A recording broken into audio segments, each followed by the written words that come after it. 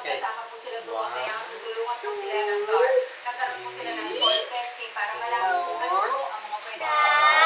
Malinaw din po yung mga dapat. Ha? Sa pagsasaka lang ang kanilang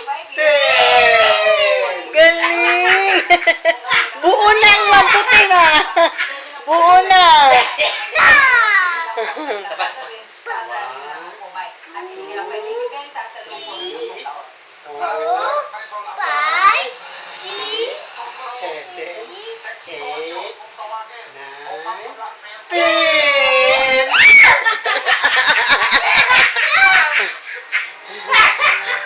Sapa. Isa pa kasi 45 pa lang. Sapa. 1.